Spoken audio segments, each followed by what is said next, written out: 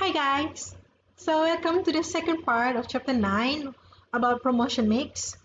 In the first video just now, I have covered with you the first four outlines of this chapter. Okay, therefore in this particular video, I'm going to cover with you 9.5, 9.6 and 9.7. I hope you still remember we talked about promotion mix, and in promotion mix there are four tools that you can use, which is advertising, the promotion tools, consumer sales promotion, public relations, and also personal selling. Okay, so sales promotion is the second tools, okay, that we're going to learn in promotion mix. Consumer sales promotion. Why we call it consumer sales promotion? Because there is also trade sales promotion or business sale promotion, which were not covered in this particular syllabus. So consumer sales promotion is the sales promotion done for the end users or individual customers which buy things for their individual consumptions or household consumption. So a sales promotion is basically an activity in which a short-term incentive is offered. This is the first keyword here, a short-term incentive, which they offer this short-term incentive to consumers, okay, or even the channel members. This is when you talk about business sales promotion, yeah, to induce the purchase of a particular good or service. You know what is induce mean?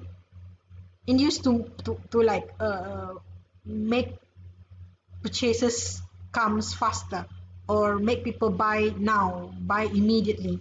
Okay, and when you talk about consumer sales promotion, it is aimed at the ultimate consumer of a good. Now when you talk about the trade sales promotion, it is directed to the members of the intermediaries. Okay, we're not going to cover this, but we're going to look into what is actually this consumer sales promotion. Now the objective, yeah, unlike advertising, you just want to do one-way communication, yeah, basically to inform the customer. But for the sales promotion, the objective of the sales promotion will center around immediate purchase. This is the keyword here, immediate purchase.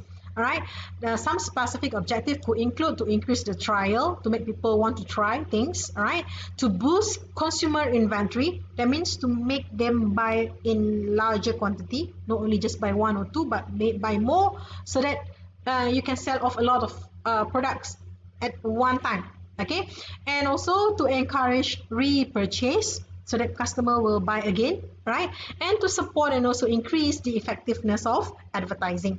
Okay, so sales promotion may also encourage brand switching, okay, in some instances, okay, like when you use coupon, or it can also encourage brand loyalty in other what they call instances, like when you offer a frequent buyers club. I will explain further on this in the next slide. Yeah, now these are the sales promotion tools, so don't get confused. You have promotion tools, the four: advertising, sales promotion, personal selling, and public relation. Those are the promotion tools. Here, consumer sales promotion tool. Okay, consumer sales promotion tool. There are coupons, rebates, contests and sweepstakes, premium, loyalty marketing program, or sometimes they call it the frequent buyer program, like I told you just now. Sample is also a consumer sales promotion tool, point of purchase, and online sales promotion. So let's look at what is actually a coupon. A coupon is actually a certificate that entitles consumer to an immediate price reduction when they purchase the item. So coupons are effective for product trials and repeat purchase, and they are also useful for increasing the amount of product a customer will buy. So a coupon normally is a piece of paper, okay, or a code. Okay, now when you buy things online, there is a code, right? Discount code, they call it. So there is a coupon where you enter that code, you get immediate price reduction. Or when you purchase using that particular coupon, you will get price reduction according to what is being stated on that particular coupon. Okay, next, rebates. Unlike coupon, rebates offer the purchaser a price reduction, but the reward is not immediate. Rebate, normally you will only get it after you purchase it. A rebate is just like a cashback, a cashback, all right? Or it can only be done for the next purchase. So you buy a product today for 100 ringgit, but you get a rebate 20 ringgit. But you still have to pay 100 ringgit, yeah? Then you get a rebate, a piece of paper that says rebate 20 ringgit. Or now they are only, they do it online.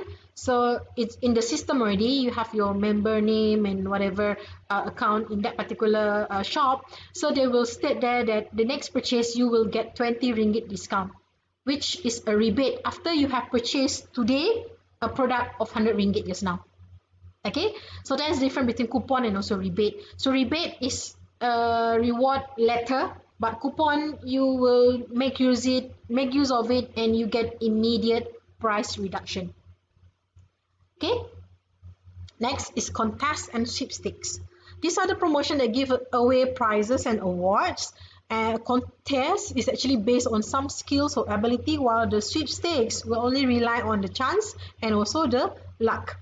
So contest is basically one way that people, the marketers use to encourage people to enter the contest so that they can win something. Okay, so contest will require the customer or the participants, all right, to do something based on some skills, all right, like counting how many cookies are there in the jar, right? Or if you got the right number or almost closest to the number that is correct, then you'll be the winner. Or it requires you to create a slogan, okay, or create a sentence. I love to eat McDonald's because of what? Not more than 20 words. So you answer creatively, all right? Or a contest also asks you to take a very creative selfie with the product. Okay, so you require some skills, right? Require some ability for you to actually take a very nice picture of you. Okay, so the winners will be based on those creative and nice, good-looking kind of picture that you took, okay, for that particular contest. While the sweepstakes, this is actually based on luck, purely based on luck. Sweepstakes is just like lucky, feeling lucky. All right, for example, you buy a paddle pop, the popsicle, all right? So you buy the ice cream. When you eat that ice cream, at the end you will have the stick, right? Then the stick will tell you whether you are a winner or not. Okay, or just after you finish eating the ice cream, then you see, oh, try again, so you're not the winner. Or the scratch cards, okay, peraduan gores dan menang. So you buy things and then you get that particular scratch card and then you scratch. Are you the winner or not? So that is purely based on your luck. Okay, if you're lucky, then you get the awards, right? If not, then it's not your luck. So that is basically sweepstakes and also contest. But both will requires you to actually buy something, alright? Like you don't simply get the lucky draw, for example. You must buy something and you get the lucky draw receipt. So you put in that particular box. So then they will go and take that particular one receipt and then see who is the winner. So that is basically contest and also sweepstakes. Next one is the premium. Okay, premium, this is not about insurance premium, no, totally different. Premium is actually a free gift. Okay, so put in your mind, premium in marketing is actually a free gift. That means it is an extra item offered, usually with some proof of purchase to the customer. So what happened is that when you buy, the day I think I bought,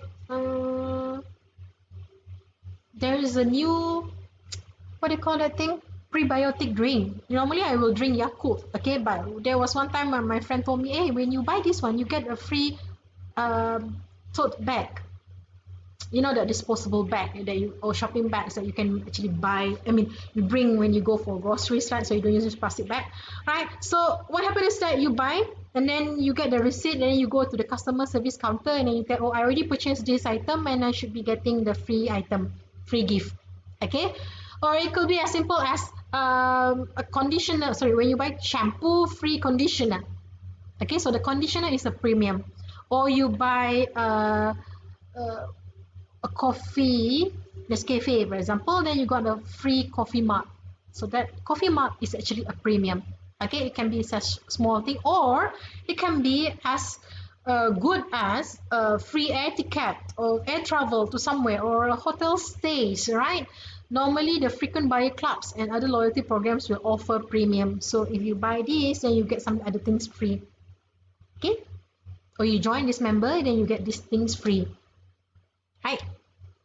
Next one, the loyalty marketing programs, or of course sometimes they call it the frequent buyer programs. This is actually a member, okay, a membership to some retail store or to some brands, right, or to some website, okay, where they will reward loyal customers or consumers for making multiple purchases. Okay, so loyalty marketing program are designed to build long-term, mutually beneficial relationship between a company and its key customers. It's basically to make sure that people will only buy from that particular shop or encourage you to purchase again and again, frequently purchase. Okay, and frequent buyer programs reward loyal customers for making multiple purchases for a particular good or service. A very good example of this loyalty marketing program is Starbucks. Okay, do you have the Starbucks apps or not? Okay, this one, I hope you can see it. Oh no, I cannot see my phone from here. Can you see or not? This is actually, never mind, you can't see. So if you have your smartphone, of course you have it. You can download the Starbucks apps. Yeah, just download from your Google Play or what they call it, App Store. So what happens is that Starbucks will reward you for every 8 drinks. Sorry, every 10 drinks, then you can get one grande free for the next purchase. Other than that, you will have your free birthday cake. Okay, if you buy the food products for 10 times, then you get a donut or muffin free after the 10 purchase. You see, so normally it's after the 10 purchase lah. If you go to Sing Futang also, you know Sing Futang, right, the bubble tea, right? So they give you a card whereby they will put a stamp yang you kata chop tu, stamp for every one drink that you buy, so one stamp. So after you have collected all the 10 stamps, you present the card to them, then you get 1 cup of bubble tea for free. Alright, or bonus link, you know bonus link card, right? Or you go to EMAT, they will say there is a EMAT member day. So as a member, you are entitled for all the items that are on promotion on member price, so you can actually buy at cheaper prices. Or like bonus link, you can collect points. Okay, collecting points whereby there will be a catalog where you can actually redeem the points for other items. Alright, so that is loyalty marketing programs. Takyong, for example, if you spend 1 ringgit, 1 point, so you spend 1,000. You spend 1,000 ringgit, you get 10 ringgit cash voucher. Okay, so there will be something that people will look forward or feel motivated to actually buy from the same store, right, or the same shop, so that they will be able to get the rewards. All right. And Starbucks also normally at the end of the year they will also have that if you buy 15 cups, right, of the coffee, then you will be able to get the Starbucks planner for 2021 for free. Okay. So that is loyalty marketing programs. Okay, normally they will ask you to have a member card or pay for some membership. Sometimes it's yearly renewal, or sometimes it is actually 1 year, one-time fee only. Okay, next is sample. Sample, okay, is sampling lah. Basically, it's a way to reduce amount of risk a consumer perceive in trying a new product. Okay, for sampling to be beneficial, right, the new product must have benefits that are clearly superior to the existing products and must have a unique new attribute that the consumer must experience to believe it. Okay, samples are things that you can try on. Okay, like when you go to where do you go to? You go Baskin Robbins, for example. Because of COVID-19, they don't allow any sampling anymore lah. The other day I went to Taka Accessories as I want to buy some cakes and also cookies for Christmas. So what happened is that the cashier told me, do you want to try our new bun? Yeah, it's a new bun. So I said, is it nice? I said, yeah, you can try. So they give me a small piece okay, of bread, of the bun, and I try it. Okay, so that particular trial or the sample must be good enough to make me feel that, oh, this is actually a very nice bun that I must buy now, or I must buy right away for me to enjoy the whole bun. All right, so yeah, I did. They have this kimchi flavor. I really like it because it's quite spicy. Right, so I bought that particular bun. Or other than that, the sample also could be when you go to supermarkets, right? Then there will be have a small kiosk or a promoter promoting you new coffee or new instant noodle, for example. So there was one time they offered me a small cup of coffee. Okay, so there's I forgot the name. Better not to mention. All right. So this particular coffee. And then the promoter gave me, you want to try this? It's very nice, new coffee. You can buy this packet, okay, and so on. So I tried. It's not nice. Okay, really not nice. So I said, no, thank you. You see, it's important that the sample itself is good enough. Okay, really, really good to encourage you to actually make the purchase, not to confirm, not to buy the product. Okay, so in that case, when I tried that coffee, it confirmed me, telling me that confirm, do not buy this brand. All right.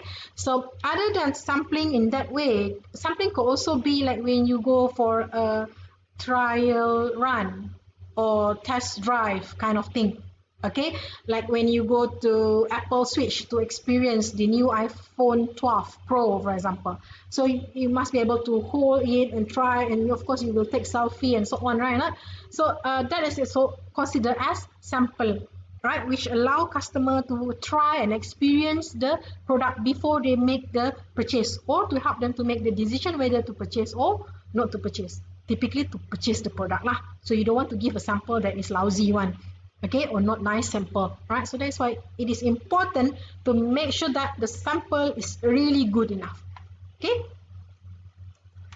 I like to go to what they call it. There's one shop, Sasa. Okay, Sasa, some beauty shops lah, like Etude, Laneige. Okay, if you go to Vivacity, you buy things there, and then they will give you a lot of free samples of the different skincare products, or even samples of the makeups products. Yeah, so it's in a small quantity. Of course, that particular makeups are those are actually that makes me feel that I want to buy the real or the actual size. Okay, because the sample are really good, so I know this particular product is good for my skin. Okay, it's suitable for my skin, so I will buy the product. Okay, so those are the samples. Or before you want to buy perfume, okay, or some skincare, you put it on your hands, you will try it on, you smell it first. If it is nice to you, then you will purchase it. If no sample, then how to make decision, right or not? So it's going to be difficult. So normally it will be a turn down when you say, do you have a sample, or do you have the tester for this perfume? Oh no, we finished the tester. So it will actually limits you to feel that, oh, should I buy or not? I don't know how it smells, right? Whether it is nice or not. Okay, so it's good to have sample to make people feel that, oh, I must buy this.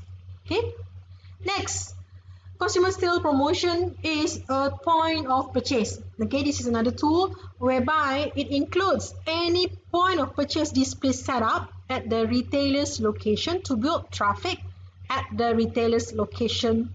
Sorry, to set up once again, it is any point of purchase, okay, that they display to build traffic, okay, to advertise a product or to induce impulse buying.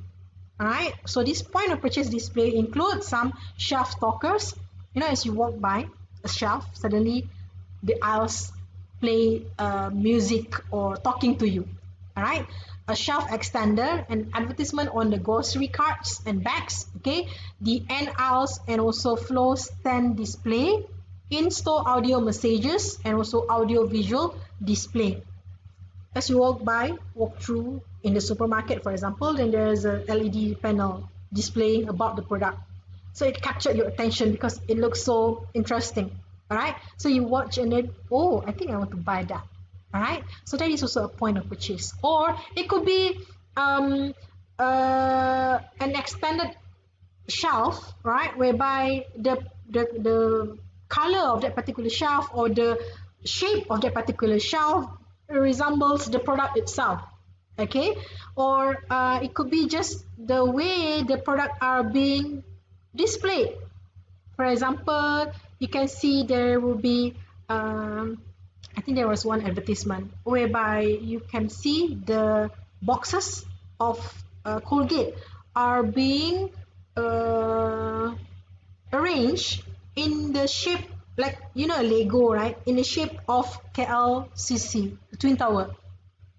Okay, KLCC lah kan, Twin Tower. Yes, the Twin Tower. So it is actually a very nice sculpture, okay, made from the Colgate boxes to promote Colgate. Alright, so that is actually a point of purchase. So when you look at it, wow, it is very nice. So yeah, I might want to buy. Okay, get a box of Colgate, for example. Okay. Next one is the online sales promotion. Okay, this is a lot. Okay, there are many online sales promotion that have been booming due to the overwhelming popularity on the internet, especially Shopee. Okay, you have that 12/12 sale, for example. Okay, you have that one or not kind of sale, right? So online sales promotion is on sometimes allows you to actually purchase at any time, okay, using some of the codes that are they're given to you, or just because of it is online, so there's specifically or exclusively online sales promotion. All right, so you can go to a lot of their websites or even to Shopee or Lazada, that kind of thing. All right, they have many sales, birthday sales lah, you know, 10/10 lah, 11/11 lah, 12/12 lah. Then you have the Christmas sales. Of course, they have the New Year sale later on. There are many sales, okay, that can be done online. All right. Now we're done with the sales promotion. Okay, let me recap.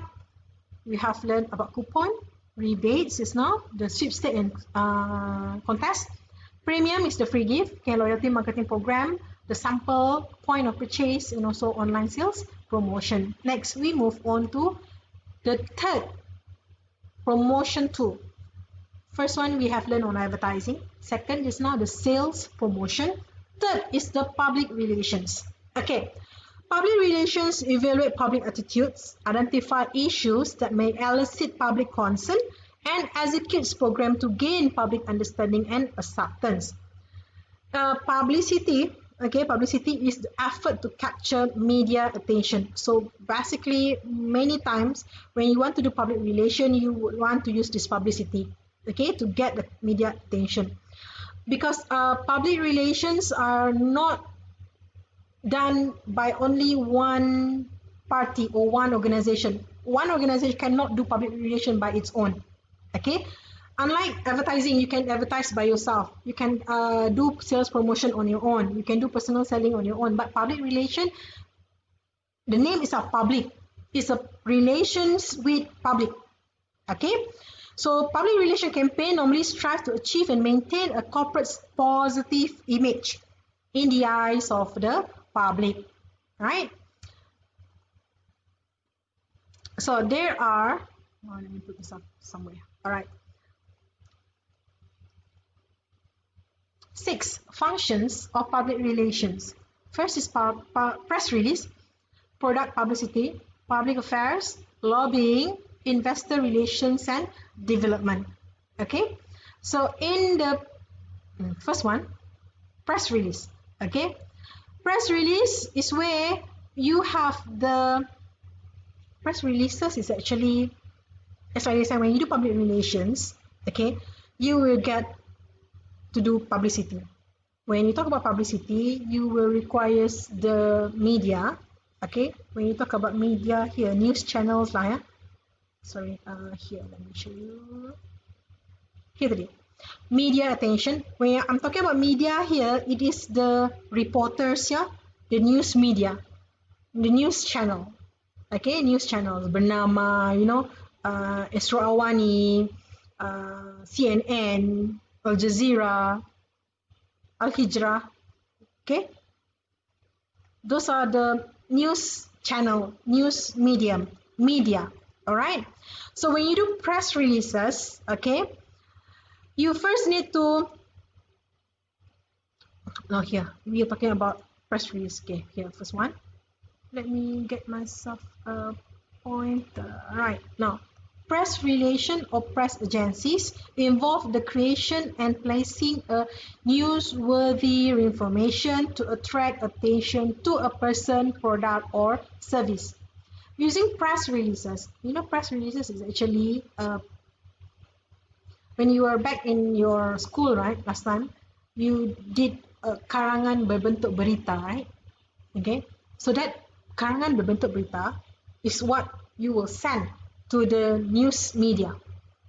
Okay, we call it the press releases. That means that particular news is done by the organization to tell the media to put in their news medium, be it in the newspaper or be it in the news channel, bulletin utama kah, Awani 745 kah, bulletin 130 kah, alright, or bernama on demand kah, okay. So those are actually the news that you created by yourself and give to the news channel to broadcast it to their audience in a way that you don't broadcast yourself, because when the news broadcast it, people will tend to believe more than you yourself broadcast it. Okay, so press relation or press agencies involve the creation and placing a newsworthy information to attract attention about whatever that you have in your organization, normally about the new product or new service that you have or a new person that you appointed. Okay, for example, when Apple launched their new iPhone 12, right? So they will call upon all those media to come over to their headquarters in California and do a presentation. Okay, do a presentation about the new product release. So tomorrow or the next few hours, those media channels will gonna write and publish in their news channel about that iPhone 12. You understand what I'm saying? So it becomes a news item, right? So that is a press release when you do press relation or press agency. Second, the product publicity. Okay, product publicity here involves publicizing specific product. Publicizing specific products meaning to say you get the product to be appeared in somewhere, okay, be it, let's say, as in the football field, not in the football field and at the stadium there, right? So that is product publicity. So the moment people watch the football, then you'll be able to see a Nike, for example. So Nike put that particular brand name there, all right, so that people will be able to watch the football match and Nike brand there. Okay, or you can also see product publicity in a way that this one many has been done. It's booming now. People get other people, especially the media, social media influencers or the celebrities, to actually use the product. Okay, like for example, when Siti Nurhaliza launched her new album, for example, so she was like putting up her picture on her Instagram and tell that my album blah blah blah blah, and at the end there they have this she tag yeah, dressed by Rizalman, for example, no Rizman Ruzaini, okay, show by Ariani, makeup by Simplicity. So those are actually product publicity, meaning to say you get that particular social media influencer or celebrity to make use of the product or the brand and tell the public. Okay, like Fazura with her Coach bag, for example, or her Coach sweater, right? Recently I saw she posted that Coach gave her a sweater, a Coach sweater. So that is product publicity. How do I know about it? Because you follow your celebrities, right? So you get to know about the product, right? Next is public affairs. Involve building and maintaining national or local community relation. When you talk about these public affairs, you are doing, this is more like doing the CSR, yeah? Corporate social responsibility, getting involved with the public, okay, by doing good to the community, like you sponsor bus stop, for example, for the community at that particular school. Alright, so that is public affairs. So on that bus stop, you will put there sponsored by this particular corporation, or this bus stop is made with love by what? Okay, there is public affairs. Okay, having good relationship with the public. Okay, next is lobbying. Lobbying, not lobby at the hotel, yeah. Lobbying here involves building and maintaining relations with legislators and government officials to influence legislation and regulation. Alright, lobbying is just like sweet talking, you know, sweet talking. You sweet talk with the legislators, with the government officials, alright, so that they will be in your favor, or they will always think about you when they make the decision, right? You don't bribe here, no bribing, but just sweet talking. Okay, there is lobbying. Next is investor relation. So basically, investor relation is more towards having a good relationship, or maintaining relationship with your shareholders and also your financial community. Okay, the bank, the investors, and so on. Next is the PR development. Okay, the development just now is the PR development. Let me put next here. Investigation. Okay, then the PR development involves public relation with the donors or members of non-profit organization to gain financial or volunteer support. Okay, so this PR development involves with basically the NGOs. Okay, you know NGOs, right? The WWF lah, the Cancer Society, the kids. They do have kids cancer society, the breast cancer society, the AIDS Foundation, and so on. All right, so that is the PR development. Okay. So next, when you look at some of the PR tools, yeah. Number one, news. Of course, you need the news to make your company known in the news. Okay, in the newspaper, in the news channels. All right. It's the speeches. You also can do tell about your products or your services, not services, product and services to the public through your speeches when you have an event, right? Or even you have your own special event like open day, member day, or annual greeting, normally they have annual meeting, right? Okay, so you can also have that special events like your company retreat and so on. Okay, or written materials that you can send over, right? The audio visual materials, this is when you actually send not only just a press release, a karangan berbentuk berita just now, but also the snapshot, okay, or the pictures or even the video about the company, right?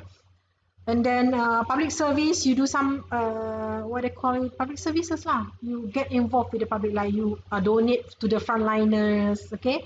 You support this stop stigma among the COVID-19 survivors, okay?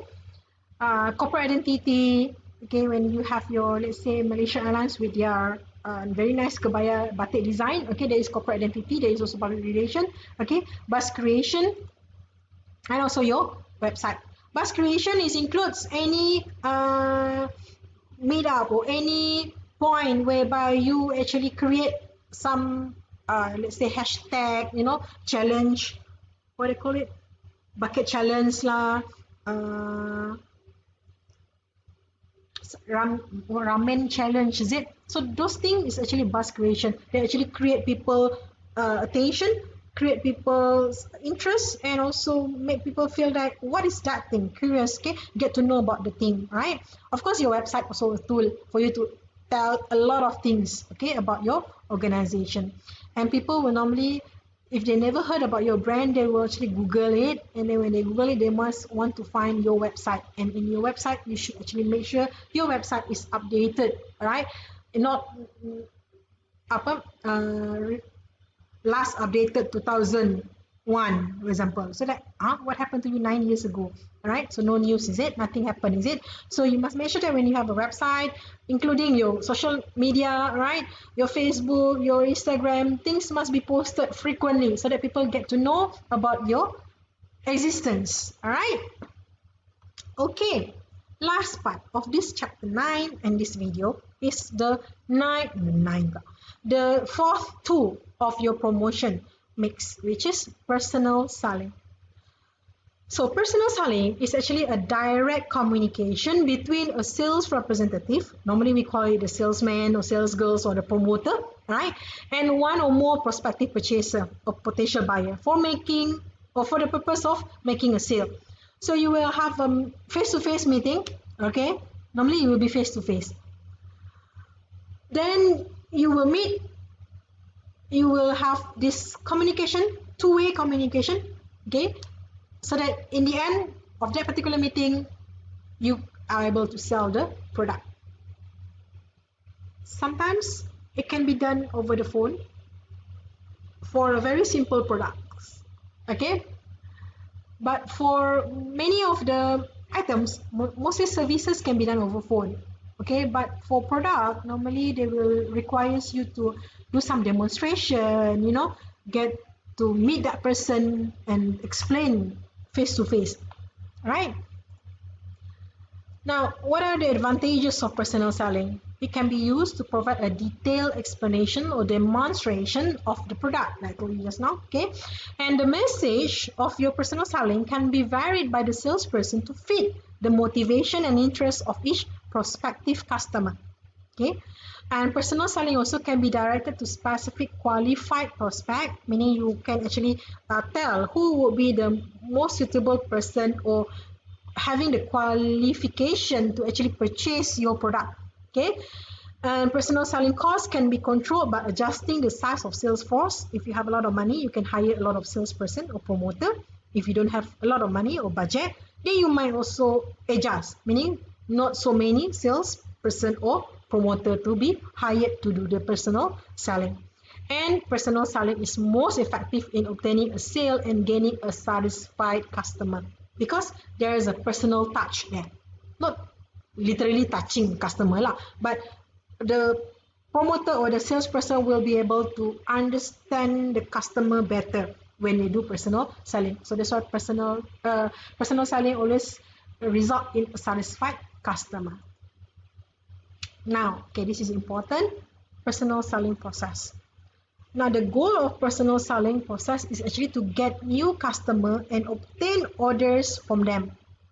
Okay, here you imagine this is the first time you are selling the product. We're not talking about selling again to the same customer, yeah, or selling new product to the same customer or old customer. No, this is total new customer. All right, so it involves this 7 steps. Okay, prospecting and qualifying is the first one, and then you do the pre-approach, then you approach. After that, you present and demonstrate to the customer.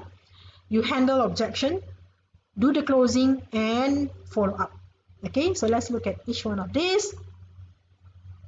Now, the first step is prospecting and qualifying. You imagine you are a salesperson, yeah? You have a product. What is the latest new product that people keep on asking me to buy? Norwex. Yes, you know Norwex? Norwex is the what they call the kain buruk kayangan.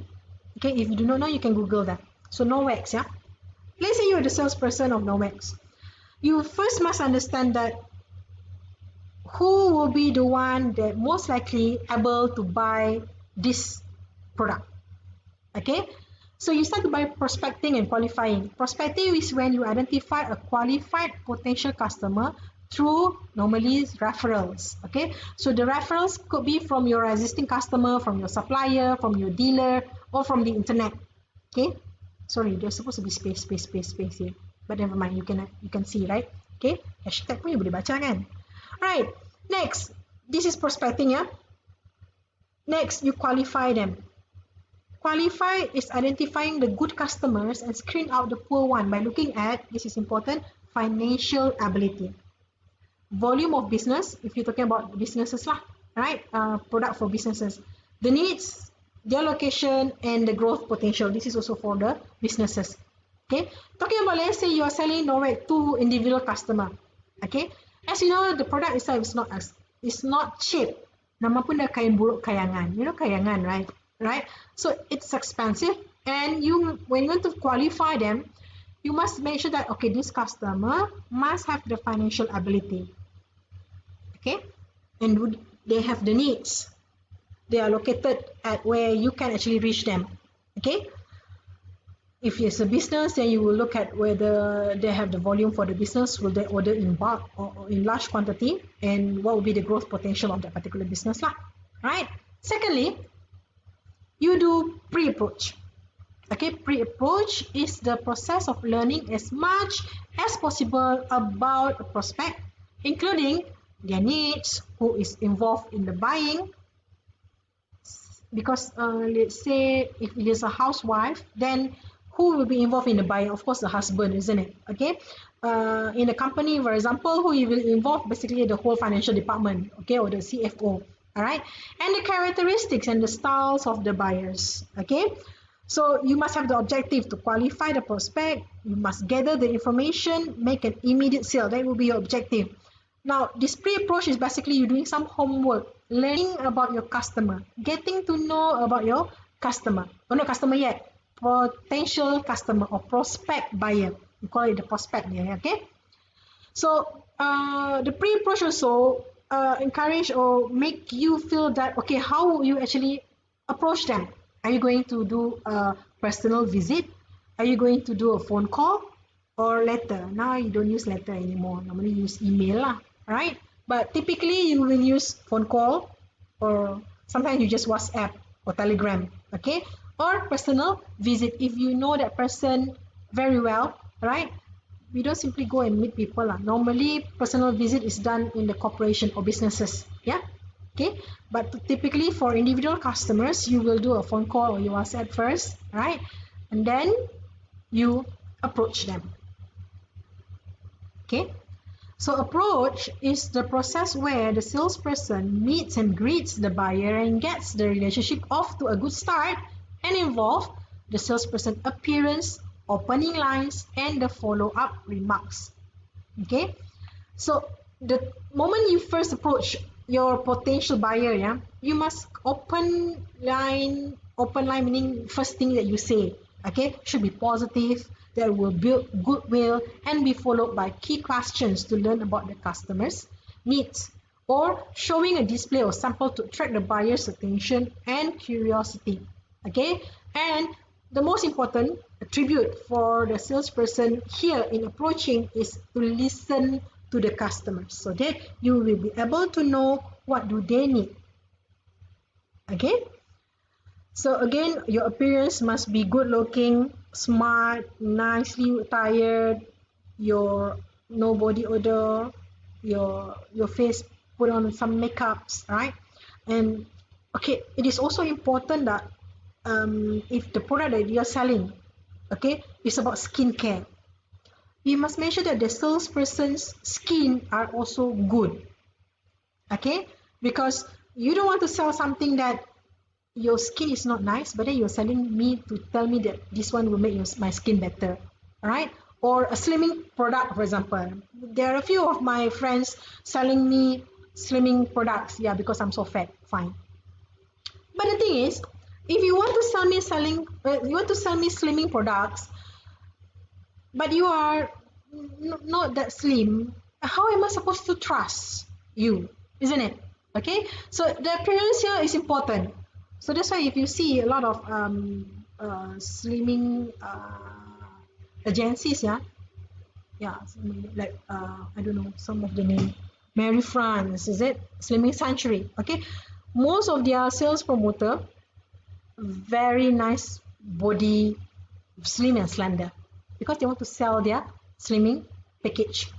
Okay, so that when people look at them, oh, they are they are naturally born with that body anyway. But then again, it's important, yeah, right? So if you're talking about you are selling a very look at Alif Shukri, for example. That's Alif Shukri, right? The first product that he sells is the shampoo, right? Is it the shampoo? I think the shampoo. Rambut tebal. What was the tagline? Terlajak laris.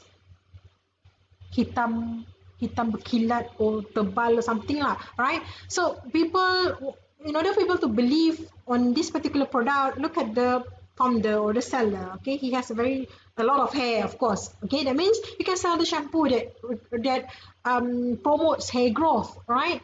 So you don't want to have a salesperson who is bald but then selling hair growth products. So the appearance here is conflicted lah, right? So you don't want that. So it's important, if you want to hire your sales promoter, look at the product that you want to sell and make sure the promoter has the appearance that will represent the product. Okay? Of course, the opening line, the things that you will say, first thing that you will say, of course, you will not offend the potential buyer. Okay, like you're selling slimming product, you don't say, you know that you are so fat. You don't say that. You will often offend the person. Okay, you will also always, perhaps you may also want to ask, are you how you say nicely? Maybe you will say that, do you do a lot of exercises, or do you like to eat, for example, do you like to eat desserts, or do you like to eat fast food? Okay, and say yeah, I like to eat fast food. Do you exercise, and they want, oh no, I don't exercise, and then they will actually open up, a bit, keep people feeling the warm there, not being so cold, like, you are so fat, you should buy this product to make you slimmer. You don't say like that. Okay, so it has to be something like positive, by saying that, by building this particular goodwill, let's say just now, right? And of course, you need to listen. Okay, listen is so important. Next, you do presentation and demonstration. So presentation, of course, sometimes if you are at the house or you are not in the office, you don't put your projector and everything lah. Perhaps you can bring your iPad, okay, and then you present, show some slideshows, right, and tell the customer, or not customer yet, the prospect, okay. So when the salesperson will tell the product story to the potential buyer, okay, present the customer benefits and show how the product will solve the problems. That's why you need to listen just now. So whatever that you listen, then you can tell. The no-X just now, for example, then you will ask, do you normally clean your house? Okay. Do you have any allergy to the dust, for example? Or do you use a lot of detergent? Do you have allergy towards some detergent and so on? Do you have pets, then you do cleaning and blah, blah, blah. And then perhaps the customer would tell what are the problems, dust here and there, pets fur here and there, hairs and so on, okay. Then you tell that, okay, with this particular no-Wax, kain buruk kayangan. No, I'm not selling no-Wax, yeah. I don't even buy any. I'm just giving you an example. So with this particular product, okay, so you'll be able to just use it and wipe without any detergent. That's what they told me, right? Or you can just use this bio or eco-friendly or green technology kind of detergent that doesn't harm the river and water and so on. Okay, so you need to do that particular presentation by showing some what they call the need satisfaction approach, whereby you give solution to the buyers. Okay, because buyer wants solution, and that's why a salesperson should listen and respond with the right product and services to solve the customer problem, right? And then you do the objection.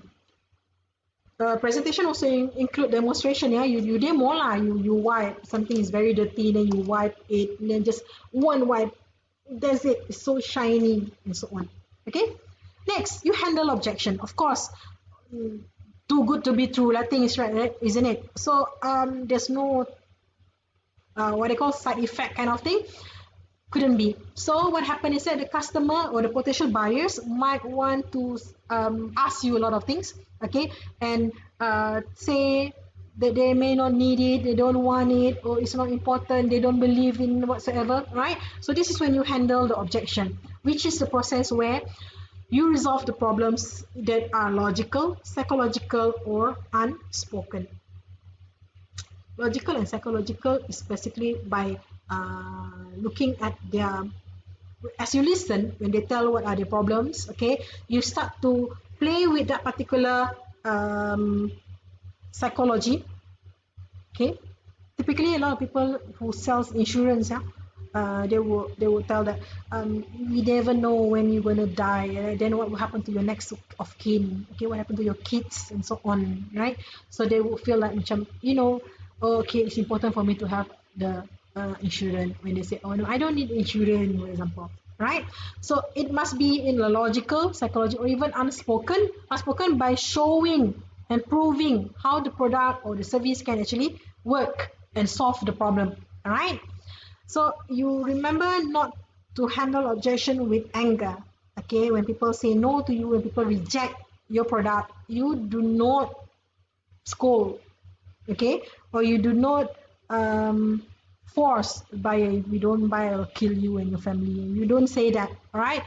So you must handle it professionally. Okay, positively, and do not sound so defensive. Okay. And when you do closing, okay, after you have handled the objection, then you do the closing. That means you are hoping that this is the time where customer agree to buy. Okay. So closing is a process where salesperson should recognize the signal from the buyer, including some physical actions, like they start to look at their phone, calculator, or they ask for your calculator for them to count something, right? Some of the comments or even questions like, what will be the mode of payment? Can I pay using my debit card? Can I pay using my credit card? Is there any installment? All right. So those are some of the closing signals. Okay, closing signals from the buyer. So you must be able to capture that so that you can actually sell the product. Okay, close the sale here. To close the sale meaning to say you get the product to be sold to the customer. Lastly, to do the follow-up. So once customer have bought the product, okay, the last step is to do a follow-up after the sale to ensure the customer satisfaction and repeat business. They bought the product already. One day after, you give a call. Okay, you ask, hi, I am from wherever you are. And then you say, how's the product? Is there any problem? Okay, how do you feel after using the product? Okay, or after 3 days, okay, you text. Hi, how are you? Is everything okay with the product? Do you have any problem? If you do, please contact me. I will immediately resolve your problems so that things can be, settled, right? So do follow up, even though you believe that the product is really good, okay, but you do not know, somehow or other, maybe the customer do not know how to use the product or what, okay, or they are confused about certain things, right? You do ask them whether they understand, do they have any problems. That is actually to build some relationship so that the customer will feel that, yeah, after I bought the product from you, you still want to know whether I'm happy or not with the product. Okay, to appreciate the customer, you do follow up, right? So that customer feel they are satisfied with the product, and next time if you have a new product to sell to this customer, it's easier. Okay, you don't have to go through this whole purchase again, the whole process again. Okay, perhaps you just do some presentation and then they believe in you already because you are so good entertaining them, you take care of them, then they will just want to buy again from you. And also they might recommend their friends to you so that you will be able to again do the sales to other prospect buyers. Right? So that is when you are able to actually build and maintain a profitable customer relationship in this particular personal selling process. Okay? So with that, we have finished chapter 9. I hope you are able to understand everything, and if you have any questions, please do ask me in our chat group. Okay? Thank you guys. Bye-bye.